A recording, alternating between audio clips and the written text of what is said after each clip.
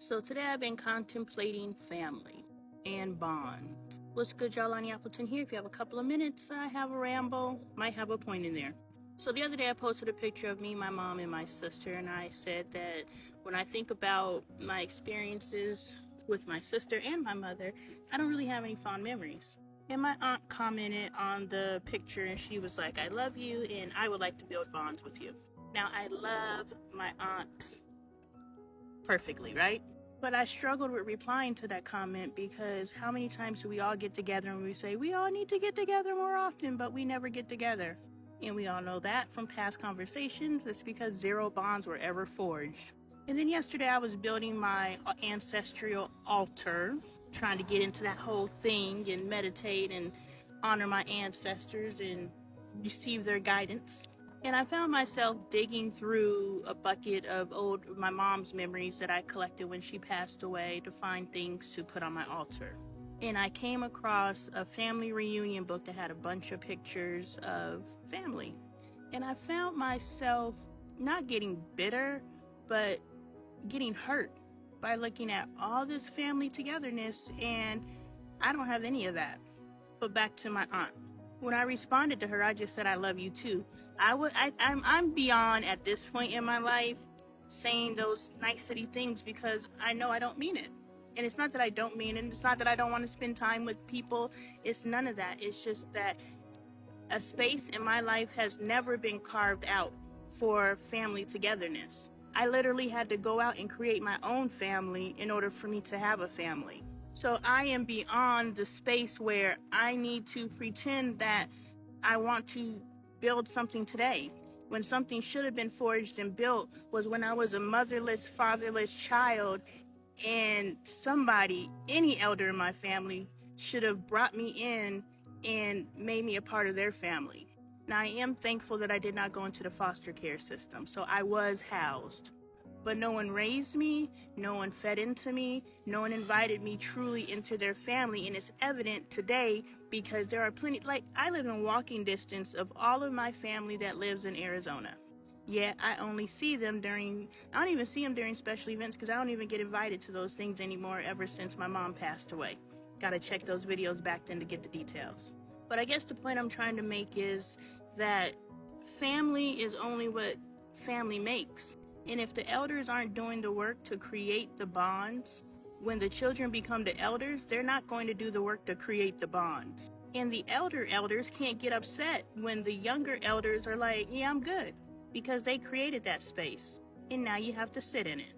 So part 2 about talking about family bonds. What's good, y'all? Lonnie Appleton here. If you have a couple minutes, I am talking about if you want to have a relationship with your family, you better start building those bonds now. Because once they're adults, they could give a less about coming back and trying to create something that should have been created when they were a child. So I'm digging through this bucket trying to find pictures of my ancestors that I have. I don't really know my family. I don't know. I found a picture of my grandfather. I found a picture. I printed off the internet a picture of my grandfather, a picture of my great aunt, and a picture of my mom. And I'm setting up my altar and I'm just like, I don't know these people at all. And I've actually only seen all of these people, including my mother. No, I lived with my mother, so I'll take that out. But I've only seen my grandfather and my great aunt. I maybe seen my great aunt once, and I saw my grandfather a handful of times. I live in walking distance of my grandmother, and I haven't seen her in over a decade. And so I'm digging through this box and I'm looking at these pictures and I'm looking at this family and it makes me sad. My family truly makes me sad because I am the motherless child who was tolerated, who was housed, which I'm thankful for because I didn't go into the foster system, but was never invited into any of these families. And so when I'm looking through this book and I see the family vacations and we're going on cruises together and we're doing Thanksgiving together and we're doing all these family things together, it just made me so sad. When in my youth, it made me bitter. But now it just makes me sad because it's just like, why?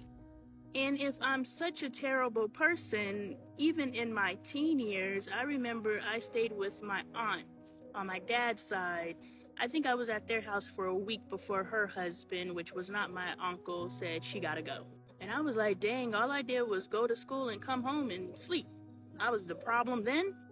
But what I'm thinking is not one of those adults who thought my energy was off, who thought my attitude was bad, who thought anything of me took corrective action to help raise me and to guide me and to help me be a better person. They just pushed me off. And the last person I lived with just tolerated me. And they definitely let me know the next time you do something, you're going back to Colorado. I was gonna say Arizona, but I'm in Arizona now. And so it just makes me sad when I see all these happy families, and I'm like, damn, I was the motherless, fatherless kid that nobody offered mothering to. So now when you say you want to create a bond with me when I'm a grown-ass woman with kids of her own, and it's not bitterness, it's just, eh. Alright, I remember what I wanted to say about Harlem. Are y'all watching Harlem? What's good, Jawlani? Look, see, it finally happened. My thumb is stuck. And you're gonna watch it pop out. Y'all see that? What the fuck is that? I'm scared I'm gonna get in a situation where I gotta grip something real quick and I'm gonna need my thumb and my thumb gonna just lock up on me and then I'm dead. Won't that be something if my thumb takes me out? Anyway, did I already introduce myself? Lonnie Appleton here. If you have a couple minutes, I want to continue the conversation about bonds and family. And I bring Harlem up because they're the Jasmine Guy character and her daughter Quinn. I remember her name. After I said I can't remember none of their names, I remembered her name. Anyway, Quinn is going through a depression and she calls her, well, first she doesn't tell anybody because she's like, I'm gonna handle this by myself, but then she realizes she can't handle it by herself, so she calls her girlfriends surround her, and one of the girlfriends calls her mom. But let's think, she's going through a depressive state in her life, and she does not call her mom, she calls her friends. She calls the family she created because she cannot call her family.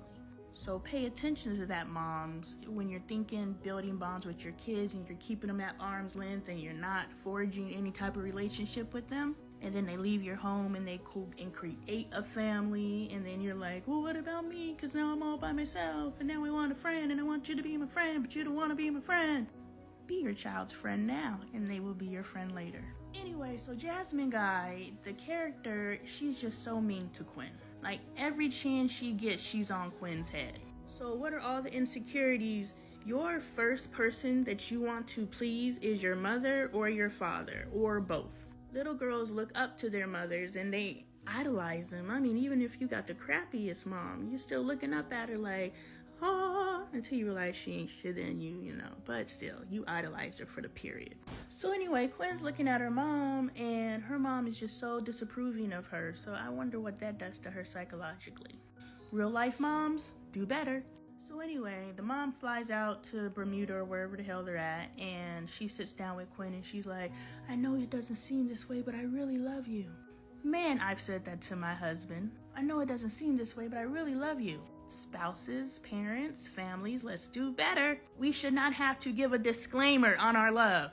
So then it made me think about my own situation and how I don't have any memories of ever sitting down with my mom, laughing with my mom, talking with my mom, getting to know my mom getting to know me. She was always at me and I was always at her. And when I lived with her right before she died, even when we tried to have intimate conversations, they felt weird. I'm gonna have to give a part 2 because I can't finish this in 10 seconds. Is worried that it's not enough. I'm fine. You did not need to come. Yes, I did. I am a mom. That's my only job. I don't get a choice to change careers all the time. There she is. I was wondering how long it's going to take you to get one in.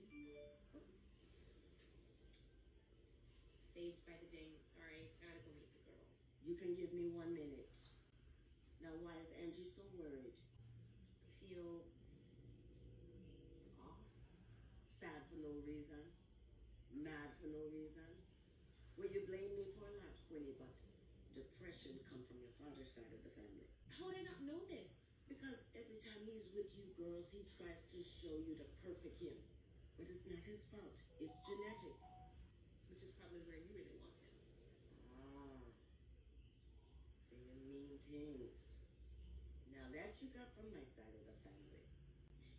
I love you, Queen. I want you to be happy.